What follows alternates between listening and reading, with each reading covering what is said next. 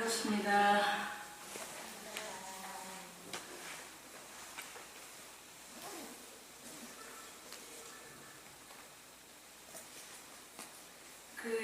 한 번도 못 뵌 얼굴도 있지만 한 번 뵌 분들도 계시지요? 네. 어찌하다 보니 대구에 세 번째 오게 됐어요. 이제 오늘은 여러분이 계속 지금 법화경 강의를 듣고 계시지요? 참 제가 이 18번째 수의공덕품 강의 요청을 받고 참 기뻤어요. 개인적으로. 이제 전에는 이 법화경을 독송하고 이럴 때 무슨 뜻인지도 모르고 막 할 때 그냥 처음에 할 때 무슨 뜻인지도 모르고 이렇게 독송을 하고 이럴 때 이 수의공덕품에 대한 이야기를 한번 듣고 그게 무슨 뜻인지도 모르고 했지만 그 공덕이 얼마나 무량한지 나중에서 이제 알게 됐는데 제가 오늘 여러분에게 이 강의를 하게 돼서 참 개인적으로 기쁘게 생각합니다. 여러분들 지금 다 이렇게 책을 가지고 있지요? 이제 앞에 이렇게 돼 있는 거는 다 설명이 이제 다른 쭉 해서 좀 이어져 없을 거라고 생각을 하고 제가 이 수의공덕품에 대한 걸 먼저 실질적으로 무슨 뜻인지 잠깐만 좀 설명을 드리고 이렇게 시작을 하기로 하겠습니다. 여러분이 얼른 들을 때 수의공덕품 뭐가 생각납니까? 뭔지 모르지만 그냥 괜히 따라서 기뻐하면 뭐가 좋은 일이 생길 것 같은 이런 느낌이 있지요? 대답을 얼른 안 하시네. 응? 그거를 좀 차근차근히 설명을 드리겠습니다. 제18 수의공덕품 그때 미륵보살 마하살이 부처님께 사리었다. 세존이시여 선남자 선여인이 이 법화경을 듣고 따라서 기뻐하는 이는 얼마의 복을 얻나이까. 자, 이 법화경을 듣고 따라서 기뻐하는 이의 복이 얼마나 될까요, 과연? 근데 문제는 이 법화경을 듣고 따라서 기뻐하는 이의 복덕을 헤아리려면 먼저 이 법화경을 듣고 따라하는 내 자신이 얼마만큼의 신앙심을 가지고 있는가를 돌아봐야 됩니다. 이게 무슨 신호냐면 이 법화경을 우리가 독송을 하고 또 어떤 대상이죠. 그죠? 이 신앙의 대상, 부처님, 법화경. 그 법화경을 놓고서 그것을 믿고 따라서 기뻐하는 내 자신이 그 마음이 얼마만큼의 진실하고 진중하고 지극한 마음인가를 돌아봐야 됩니다. 그것이 지극히 진실되었을 때 그 신앙의 결과가 나오는 것이지 우리가 아무리 부처님의 법이 훌륭하고 법화경의 공덕이 헤아릴 수 없다 할지라도 내 자신이 법화경의 그 공덕을 믿지 못하고 지극한 마음을 갖지 못하다면 신앙의 결과는 아무것도 없어요. 무예요. 예를 들면 이거를 곱하기로 비유할 수 있어요. 법화경이 100이라면 우리가 그 법화경을 믿는 따르는 마음이 1밖에 안 되면 어떻게 되는 거예요? 100 곱하기 1은 뭐예요? 100밖에 안 돼요. 그러나 그 마음이 법화경의 그 부처님의 믿는 그 마음이 똑같이 그 이상을 가지고 있다면 어마어마한 결과가 오는 거예요. 근데 거기서 그치는 것이 아니고 만에 하나 그 신앙의 대상이 잘못된 지금 이 사바세계에 수많은 종교가 있고 예를 들자면 삿된 대상에 빠진다면 우리가 아무리 지극한 마음을 가지고 있고 정성된 신심을 가지고 있다 할지라도 잘못된 신앙이 빠진다면 또 어떻게 되겠어요? 그거는 굉장히 또 위험한 일이 되겠지요. 그래서 우리가 이 수의 공덕품을 지금 들음에 있어서 먼저 이것이 선행되어야 됩니다. 우리들의 마음가짐. 법화경의 이 무량무수한 이 공덕을 잘 이해를 하고 받아들여야 됩니다.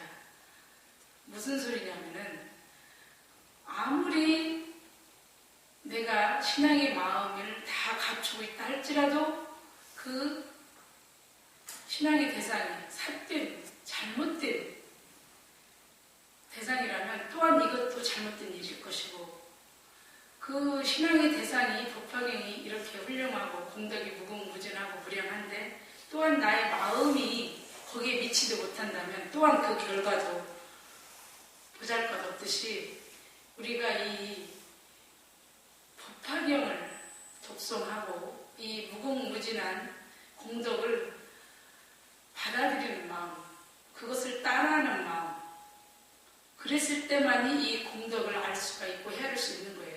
그러면 과연 스님, 이 글귀를 놔서는 무슨 뜻인지 도대체 자 하나씩 헤아리면서 설명을 드리겠습니다. 얼마의 복을 얻나이까 했어요. 그때 부처님께서 미륵보살 마하살에게 말씀하셨다. 아일다요.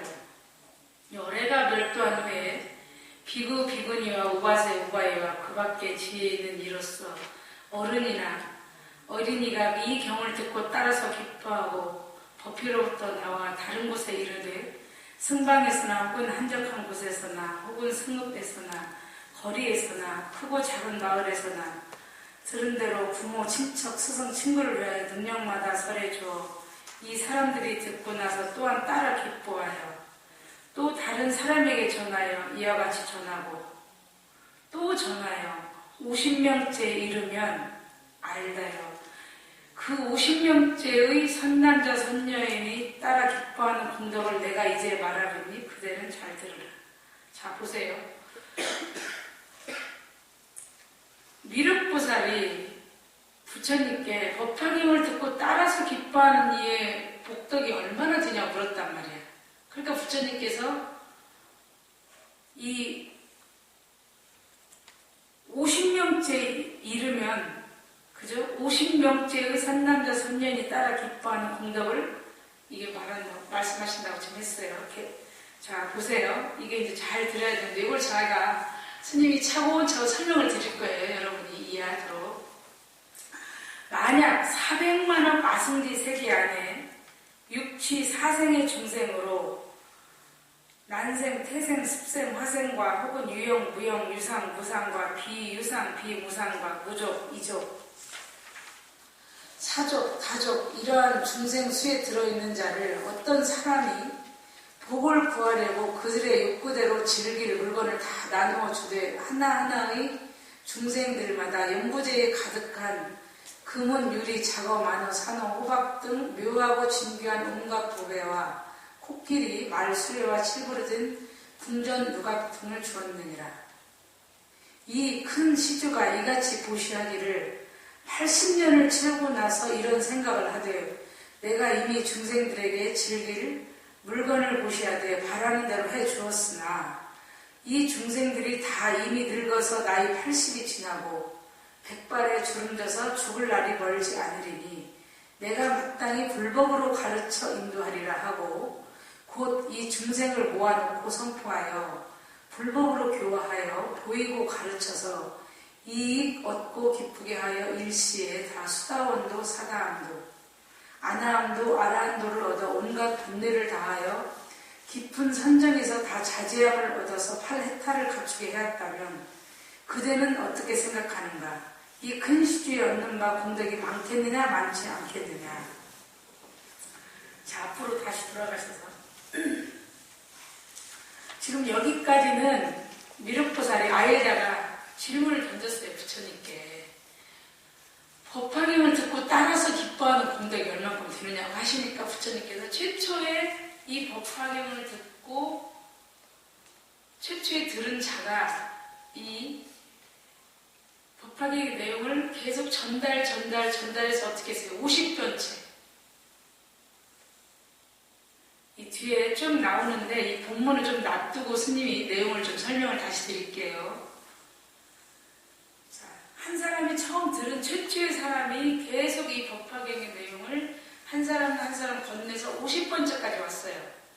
그 50번째까지 들은 사람의 공덕이 어느 정도냐 하면 어떤 큰 시주자가 있어서 이 세상에 존재하는 모든 생명체에게, 자, 우리가 육도윤이라고 하지요. 육도윤이가 뭐예요? 지옥, 아기, 축생, 아수라, 인간, 천상. 그죠?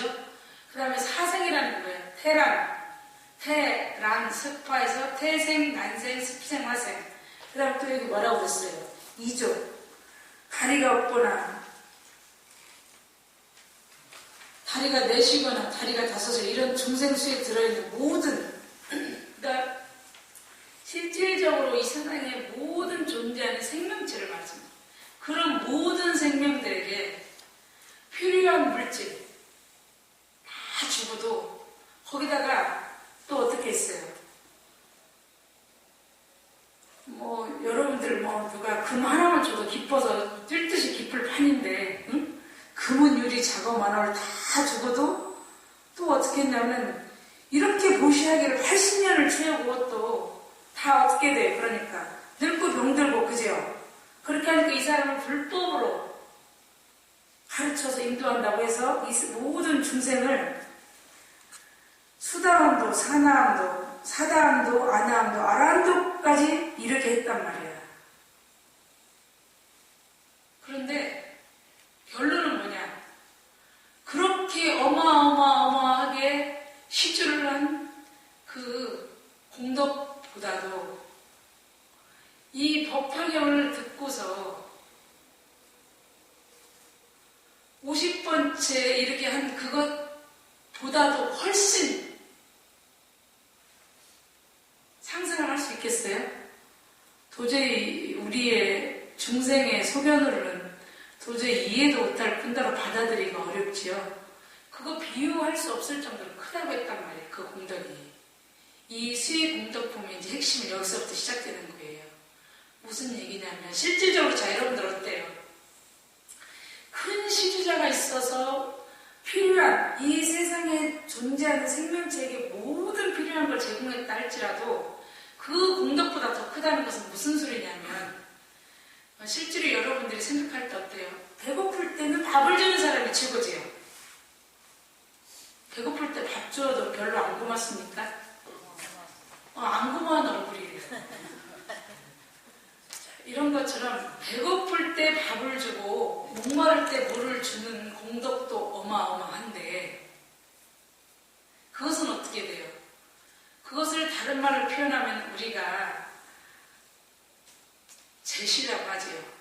그 보시, 법시 이렇게 우리가 남에게 베푸는 거 있지요. 그걸 보시라고 한단 말이에요. 그러니까 재물로서 보시를 하는 것은 쉽게 말하자면 큰 시주자가 있어서 모든 살아있는 생명체에게 필요한 모든 것을 다 주고 그런데 거기서 그치지 않았단 말이에요. 80년이 지나서 또 이 사람들이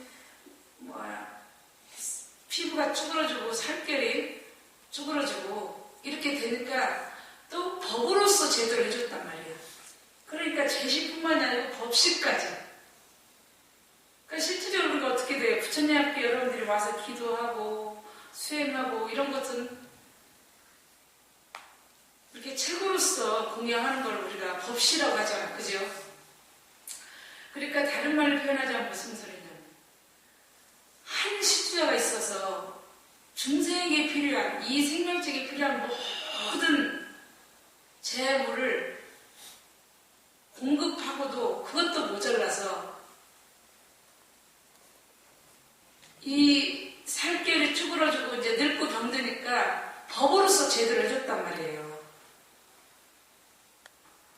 그것조차도 우리는 상상하기 힘들죠, 실은. 상상이 돼요. 내가 가지고 있는 거 누가 누가 조금만 달라고 해도 그거 눈을 흘기는 판에 그게 쉬운 일이냐고요. 근데 실제로 그 제시라는 것은 한계가 있고 상대적인 거예요. 내한테 필요할 때 주는 것은 끝이 없어요. 그것을 어떻게 다 채워줄 수가 있겠어요. 그렇기 때문에 그 공덕이 이 법화경에 듣고 따라한 공덕에 비유할 수가 없다 이 말이에요. 이것은 한량이 없어요. 어떻게? 우리가 배고플 때 주는 것은 끝이 없이 주림이 채워지도록 배가 부르도록 주어야 하지만은 이 법화경을 듣고 따라서 기뻐한 공덕은 나 하나에 그치지 않아요. 우리가 한 사람에게 들어서 그 최초에 처음에 어떻게 돼요? 자, 여기서부터 시작을 해서 어저께 영희가 학교에 갔습니다. 전달을 했어요. 그 두 번째 사람에게 어저께 영희가 학교에 갔습니다. 전달을 해서 50번째까지 갔을 때 어떻게 돼요? 학교에 갔는지 잘 모른대. 50번째, 그죠? 그렇기 때문에 그 50번째 전달이 되었을 때 문제점은 잘 기억을 못할 수도 있고 또한 거기서 전달을 하다가 자기 생각이 도태어질 수도 있고 그렇기 때문에 실질적으로 제대로 전달되기가 굉장히 어렵습니다. 근데 이 법화경을 듣고서 그 들은 바와 같이 그대로 내가 처음 들은 것과 같이 그대로 전달한다는 것 그것이 굉장히 중요합니다.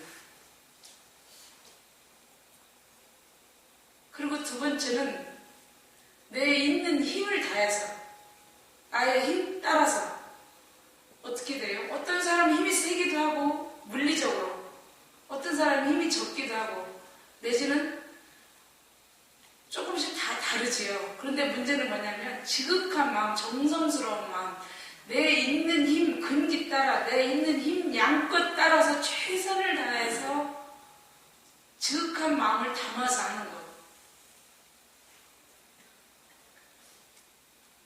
다시 여기 페이지로 돌아가서 제가 보태서 다시 설명을 드리겠습니다. 미륵이 부처님께 사례였다. 세존이시여 이 사람의 공덕은 아주 많아서 한량없고 가히 없사오리라. 만약 이 시주가 다만 중생에게 온갖 좋은 물질만 보시하였을지라도 공덕이 한량이 없겠거늘 하물며 아라한가를 얻게 함이오리까. 그지요? 아까 말씀드렸지요? 다시 보세요. 부처님께서 미륵에게 이르셨다. 내 이제 분명히 그대에게 말하노니 이 사람이 온갖 좋은 물질로 400만억 아승리 세계의 육치 중생에게 보시하고 또 아라한가를 얻게 한다 해도 얻은 바 공덕이 이 50명째의 사람이 법화경이 한 개송을 듣고 따라 기뻐하는 공덕만 못하여 100분, 1000분, 100천만억분의 그 하나에도 미치지 못하나니 산수와 비유로도 능히 알지 못하느니라. 아일다여 이와 같이 50명째의 사람이 차츰 전해져서 법화경을 듣고 따라 기뻐한 공덕도 오히려 한량없고 가히 없는 아승직원을 하물며 맨 처음 법회 중에서 듣고 따라 기뻐한 사람이겠느냐. 그 복은 더욱 많아 한량없고 가히 없는 아승지로도 가히 견주지 못하리라. 또 알다여 만일 어떤 사람이 이 경을 위하여 승방에 가서 앉거나 혹은 서서 잠깐이라도 들어 지니면 이 공덕으로 말미암아 다시 태어날 적에는 좋고 웃뜸가는 아름다운 코끼리와 말과 수레와 진기한 보배를 든 가마를 얻어 또 천궁에 오름을 얻으리라. 또 어떤 사람이 법을 강의하는 곳에 앉아있다가 또 사람이 요거든 권하여 앉아있게 하고 자리를 나누어 앉게 하면 이 사람의 공덕은 다시 태어날 적에 제석천왕의 자리나 범왕의 자리나 전륜성왕의 자리를 얻게 되리라. 자, 여기서 쭉 이제 넘겨보면 한 장만. 자, 알다요. 여기 이제 다음이니까 여기까지 제가. 알다요. 또 어떤 사람이 다른 이에게 말하기를 법화라는 경이 있으니 함께 가서 듣자 하여 또 그 말을 따라 잠깐이라도 듣게 되면 이 사람의 공덕은 다시 태어날 적에 다란이 보살과 함께 한 곳에 나게 되리라. 근기가 예리하고 지혜가 있으며 100천만 번 태어나도 벙어리가 안 되며 입에 냄새 나지 않으며 혀는 늘 병이 없고 입도 또한 병이 없으며 치아는 때 끼어 검지 아니하고 누렇지도 않고 성글지도 않으며 또는 빠지지도 않고 어긋나지도 않고 굽지도 않으며 입술을 아래로 처지지도 않고 또한 위로 말려지지도 않으며 거칠지도 않고 부스럼도 나지 않으며 또한 엉청이도 안 되고 삐뚤어지지도 아니하며 두텁지도 아니하고 크지도 아니하고 또한 검푸르지 아니하며 미운 데가 전혀 없고 코는 납작하지도 않고 또한 굽어 비뚤어지지도 않으며 얼굴은 검지도 않고 또는 좁고 길지도 아니하며 오목하거나 비뚤어지지 아니하여 불쾌한 상은 일체 없으리라. 입술과 혀와 치아가 모두 보기 좋고 코는 길고 높고 커지며 면모는 원만하여 눈썹은 높고 길고 이마는 넓고 완듯하여 인상이 부족하며 세세에 나는 곳마다 부처님 친히 뵙고 법을 들어서 가르침 믿어 지니리라. 알다여 그대는 잠시 이를 생각해보라. 한 사람을 권고하여 가서 법을 듣게 할지라도 공덕이 이와 같거늘 하물며 일심으로 듣고 설하고 독송하고 대중 가운데서 나몰래 분배를 살아야 설한 대로 수행하는 사람일까 보냐. 자, 여기까지 해서 다시 한번 앞장으로 넘어가세요. 여기 보면 제석천이나 그 범왕 전륜서망은 실제로 이제 불법을 선호하는 선신들이에요. 근데 우리가 이런 자리를 또 얻게 되리라.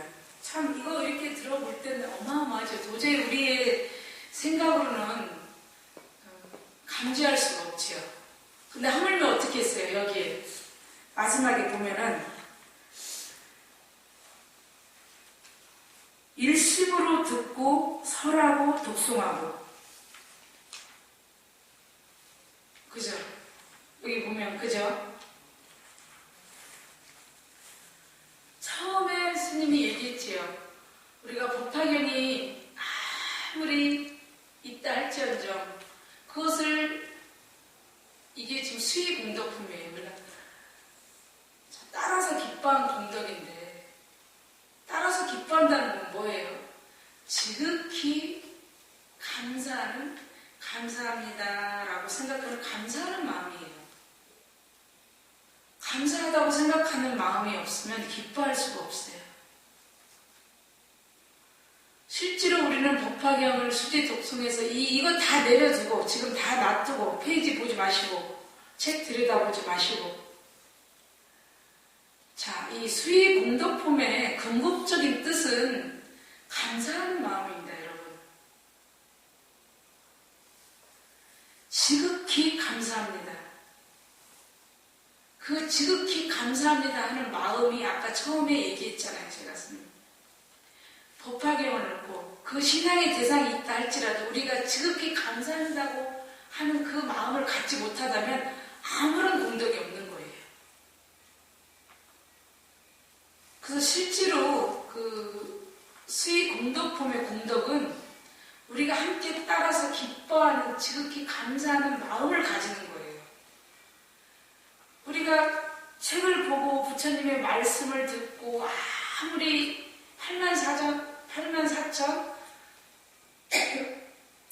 대장경을 다 보고 읽고 했다 할지라도 그것은 그냥 불교 학자가 책을 읽는 거에 불과할 뿐이에요.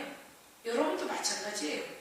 경을 그저 읽고 나는 법화경을 읽었네, 화엄경을 읽었네, 금강경을 읽었네 해서 읽고만 지나가면 그거는 그냥 경을 정통하고 지나갈 뿐이지, 그거는 옳게 신앙심을 가진 자라고 할 수가 없어요. 부처님의 제자라고 말할 수가 없습니다. 여러분.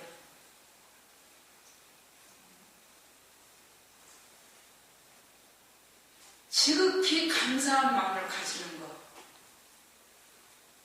그래서 그 신앙심을 키워서 내가 가진 것만큼, 내가 기뻐한 만큼, 기쁨이라는 것은 물질로 우리가 표현할 수 있어요.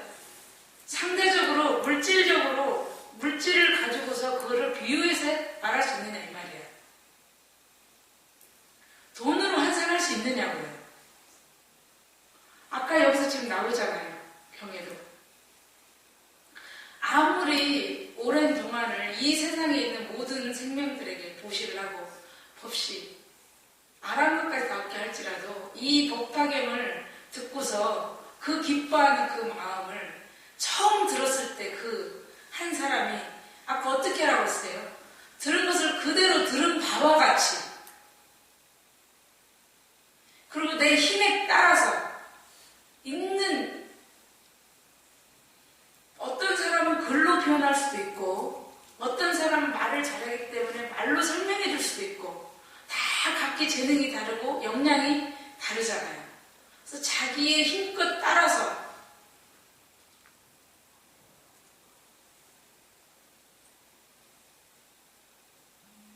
기쁜 마음을 표현한다는 것은 지극히 감사한 마음이 따라오지 않으면 그게 진실된 마음이라 할 수가 없어요. 지극한 마음이라 할 수가 없습니다. 그렇게 지극한 마음이 되었을 때 그 결과가 이런 결과가 오는 거예요. 저는 한 줄로 좀 정리를 해드리고 싶은 게 뭐냐면 제가 수의공덕 아무리 법화경이 있다 한들 우리가 이거를 믿고 따르지 않으면 무슨 의미가 있겠어요?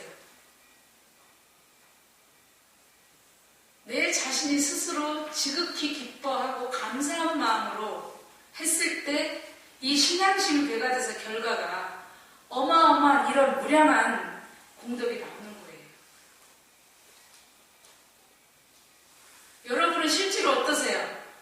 날마다 와서 지금 강의를 들으면서 정말 감사한 마음이 일어납니까? 대답을 한번 하셔요. 네. 간섭을 좀 하셔야지. 네. 별로 감사한 마음이. 이 자리에 오는 시간이 즐거워요. 정말로 엎드려서 경배가 지절로 돼야 됩니다. 뭐 법당에 들어왔다고 해서 삼배를 올리고 그런 것이 아니고 여기 보면 나오잖아. 승방이 있거나 없거나 산속에 있거나 없거나 저기 도시에 있거나 아무 상관이 없는 거예요. 그 마음을 들고 있으면은 똑같은 거예요.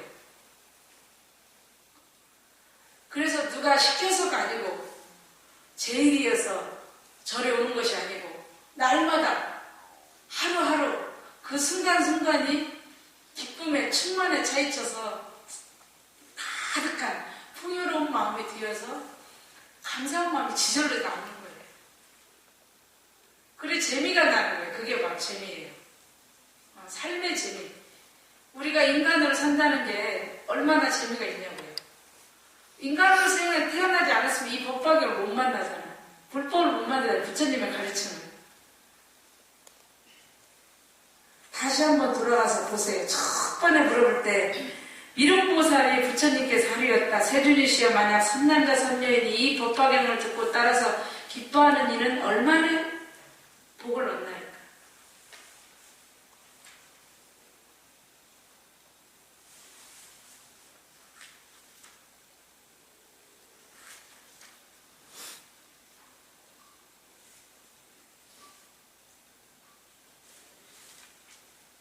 이해가 되셨습니까? 도저히 우리의 사량으로는 사량을 생각을 해낼 수가 없지요. 그죠? 아니 배고픈 사람에게 밥 주는 공덕도 어마어마하고 목마른 자에게 물을 주는 공덕도 어마어마한데 그것을 넘어서 어떻게 했어요? 80년이 지나가지고 그 80년을 채우고 나서도 백발이 주름져서 죽을 날이 멀지 않으니까 불법으로서 인도하겠다고 해가지고서 사다함도 아나함도 아라함도를 얻게 하고 온갖 본능을 다해서 그죠? 8헥타르까지 얻게 했단 말이에요. 근데 그것도 거기에도 못할 만큼의 비유라는 것은 쉽게 말하자면은 우리가 그런 어마어마한 공덕을 다 보시라고 하지요. 재물로서 하는 보시, 법으로서 하는 법시. 그런 것들도 다 생각을 한단 말이에요. 사량으로서, 분별력으로서. 그렇게 그것은 상대적인 거예요. 그러나 이 법이라는 것은 상대적인 게 아니고 절대적이란 말이에요. 생각만으로도 배고픔이, 주림이 면해지고 생각만으로도 목마름이 해소되는 그런 법이다. 기가 막히지 않습니까? 근데 우리가 무엇을 지금 헤매고 다니겠어요? 이 세상에. 공부해야 됩니다. 수행해야 됩니다. 그것만이 살 길이고 또 그거에 우리가 할 일이에요.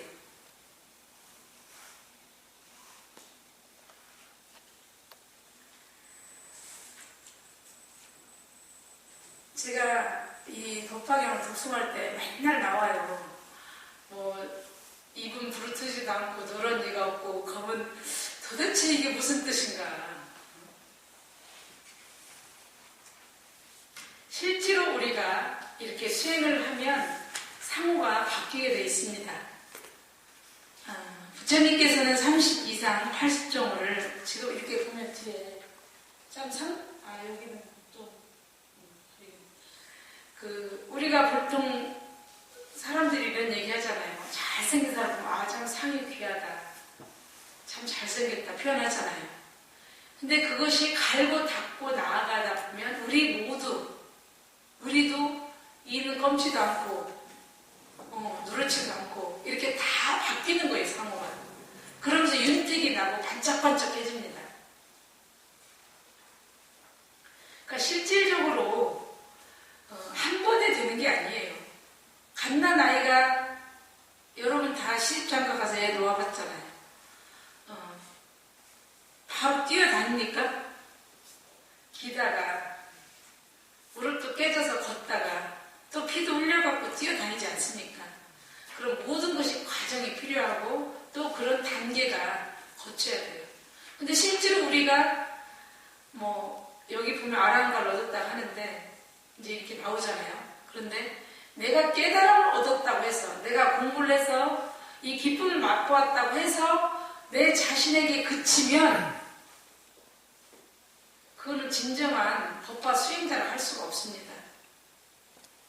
또 여기 법화경의 핵심은 뭐냐면 내가 알고 있는 아까 얘기했잖아요. 내가 들은 바와 같이 또 내 힘을 다해서 사력을 다해서 또 우리가 내 자신이 법사가 되어서 이것을 가르쳐줘야 되는 거예요. 어떻게 보면 우리가 한 가지 알고 있는 사실을 이제 보통은 그렇잖아요. 기쁜 소식이 있으면 막 옆 사람한테 말해주고 싶죠. 그런 것처럼 실제로 내가 들은 말을 부처님의 법을 이 법방의 한 구절만일지라도 내가 들은 바 그대로 실제로 모든 경전은 여시아문으로 시작됩니다. 그 여시아문이라는 게 무슨 말이냐면 내가 이와 같이 들었다예요. 실제로 부처님 당시에 부처님께서 이렇게 전하는 모든 말씀이 그때 당시에 글로 써진 것이 아니에요. 지금 우리가 이렇게 알고 있는 모든 경전들이 그 부처님 제세시에 써진 글들이 아니고 부처님께서 이렇게 말씀하신 거를 그 이후에 제자들이 모여서 500명의 제자들이 실제로 모였습니다. 모여서 이제 아난이 항상 부처님 옆에 따라다녔잖아요. 시자로서. 그래서 여시 아몬 일십을 제4위구 기수국 고두권 이렇게 모든 경전이 시작이 되듯이 내가 이와 같이 부처님으로부터 들었다예요. 그래서 아난이 부처님께 들은 이야기를 500명의 대중을 이렇게 다 앉혀놓고 고해요. 그러면 그 500명의 모든 장로들이 하나하나씩 다 검증을 해요. 아, 나는 이렇게 들었는데 이것은 조금 알맞지 않다. 아, 내가 이렇게 들은 것은 조금 틀린 것 같다. 이렇게 해서 500명의 대중이, 거기에 모인 500명의 대중이 똑같이 하나도 틀림이 없을 때, 그것을 승인해서 합창해서 만들어진 게 이 경전이에요. 모든 경전. 그래서 실제로 법화경은 내가 이와 같이 들은 것이 아니고, 여시 아문이 아니고, 여기 소문이야. 들은 바와 같이 하는 거예요. 그래서 자기의 생각을 보태거나 이렇게 하면 아까 어떻게 했어요? 첫 번째 들은 사람이 50명째까지 했을 때 틀리면 안 된단 말이에요. 그 법이. 그리고 또한 내가 지금 들은 이 법이 들은 것과 그대로 같이 또 나의 힘을 다해서 뭐 글을 쓸 수도 있고 뭐 그림을 그릴 수도 있고 이렇게 해서 전달해 주는 거예요. 여러분 하실 수 있겠습니까? 우리가 다 법사가 돼야지. 하실 수 있겠어요? 대답이 시원찮나? 하실 수 있겠습니까? 응? 응? 못하겠죠. 예. 참 솔직한 말씀이에요. 솔직해야 돼요. 내가 지금 아무것도 모르는데 내가 들은 바가 없는데 응? 무슨 힘을 다해서 근데 뭔지 모르지만 뭔가 좀 환심이 나고 뭔가 좀 기쁘고 이런 마음은 있습니까? 그거예요. 잘 몰라도 아까 스님이 얘기했잖아요. 아무리 부처님이 계시고 훌륭한 법이 있고 법학이 있다 할지라도 그것을 믿고 따르는 나의 신앙심 마음이 없다면 아무런 결과가 없습니다. 그래서 실제로 신앙의 대상인 부처님, 법학인이 있어야지 되는 거지만은 실제로 그것을 믿고 따르는 마음이 있어야 돼요. 신앙심이. 그랬을 때 어떤 결과가 있는 것이지 책만 읽고 이 법화경조차도 여러분이 그냥 글자로만 읽고 치워버리면 아무 의미가 없다 이 소리예요. 정리가 좀 되었지요? 잘 모르더라도 그 마음을 가지고 접근하는 거예요. 그 마음을 갖고 또 다시 읽어내는 수지독송 하나 있단 말이에요. 수지독송. 저도 맨 처음 20대 아무것도 모르고 읽기 시작하고 그냥 아무것도 모르고 대중이 하니까 따라서 했어요. 그때 맨날 그래서 이는 검지도 않고 노릇지도 않고 이게 도대체 뭔 소리고 이렇게 했단 말이에요. 세월이 흐르니까 수행을 하다 보니까 변해지고 알아지고 여러분도 지금부터 늦지 않았습니다. 지금도 이 도량에 오셔서 이 백고자 법비에서 하나씩 하나씩 그 신심을 키워나가시고 그 기쁜 감사한 마음을 실천해 나가시는 것이 진정한 수의 공덕이 되는 거예요. 아셨지요? 무엇이든지 잘 모르겠다. 무엇이든지 어떤 것이든지 궁금하다면 질문하십시오. 시간이 10분 남았으니까 질문하셔도 됩니다. 네.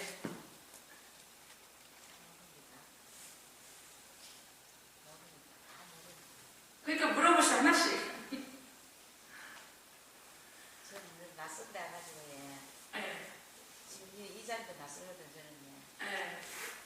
이거 전하는 방법부터가 그래요, 맞아요. 이렇게 질문하야 무조건 질문하셔야 돼. 잘하셨어요. 이 지금 앉아 있는 것도 낯설고 부처님 앞에서 전하는 것도 낯설고 그죠?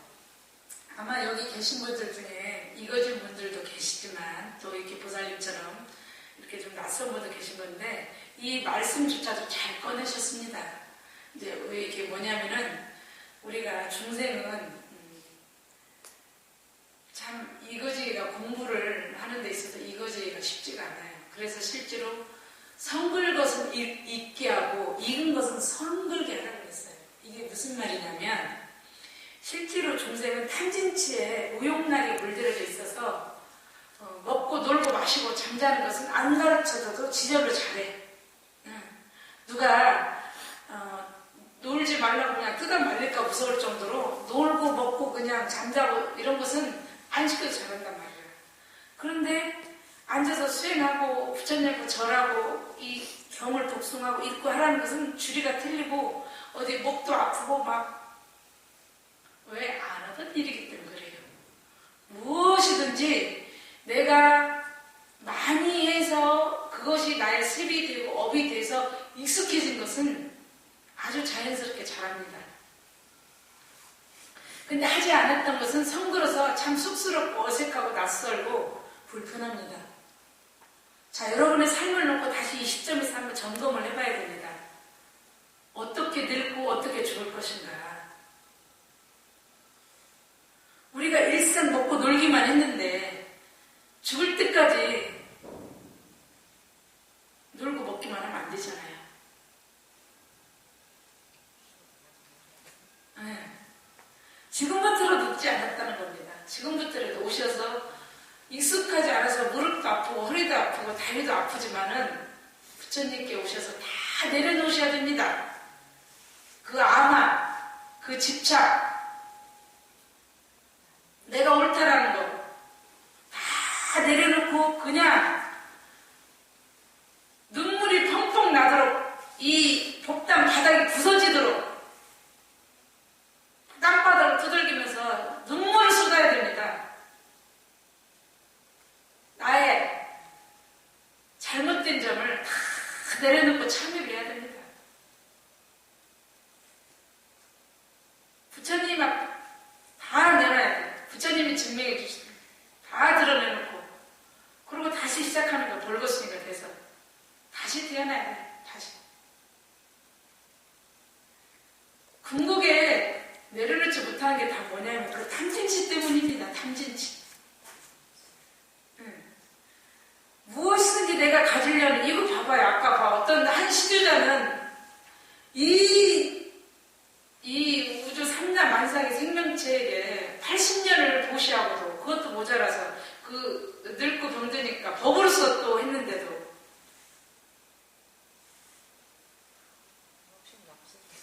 비유로도 말할 수도 없지만 우리가 참 그런데 중생은 조금이라도 내 것을 가져가면은 안 주려는 그 욕심이 있어요. 그 욕심 때문에 일평생을 쥐고 살다 가요.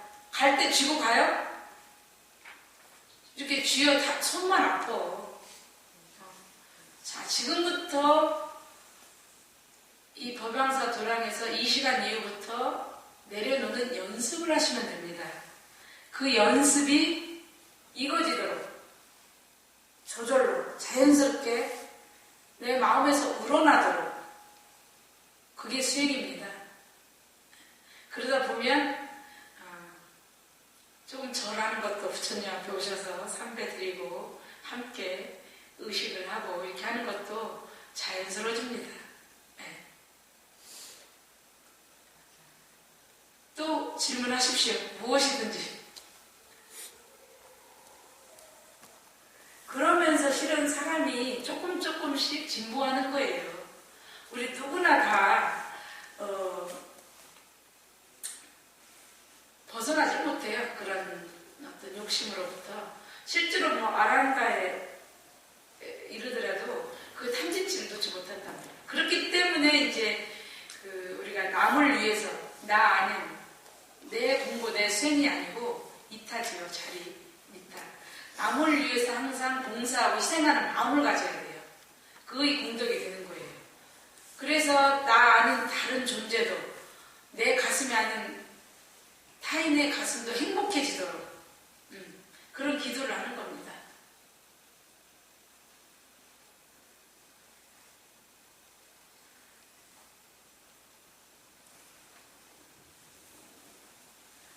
질문 없으십니까? 다 참는데 질문 어떻게 해야 되는 거 없어요. 그러면 제가 이제 마무리를 하도록 하겠습니다. 실은 이제 그 법화, 우리가 지금 이 법화경, 백과정대로 제가 알고 있는데, 이 법화경을 놓고 보면,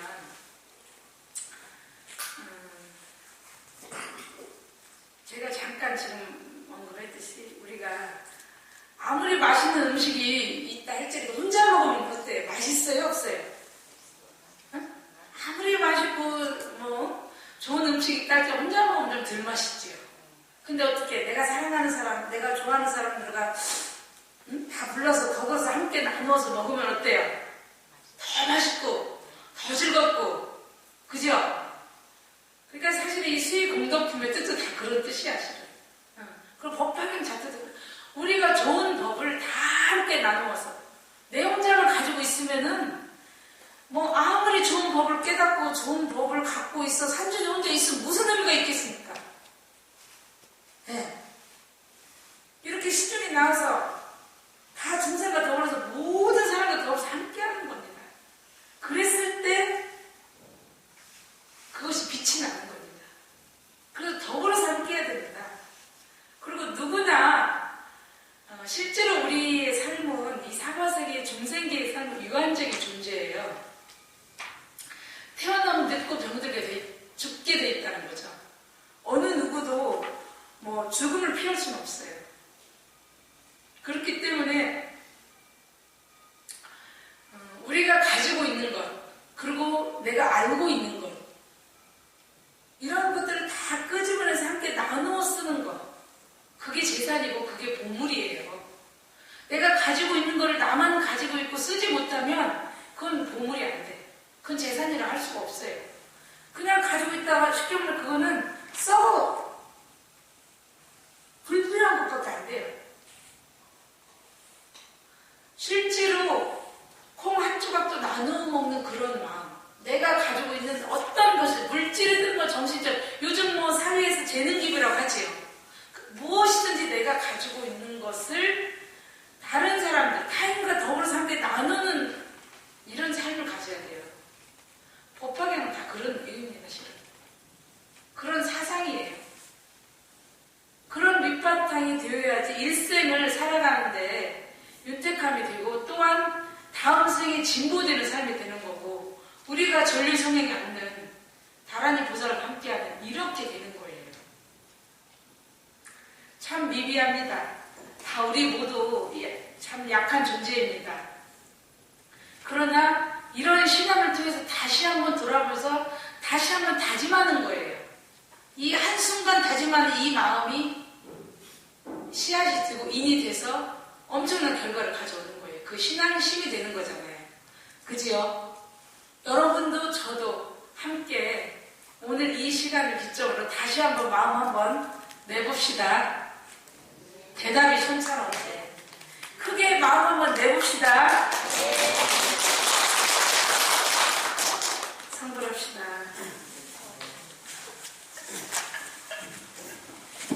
나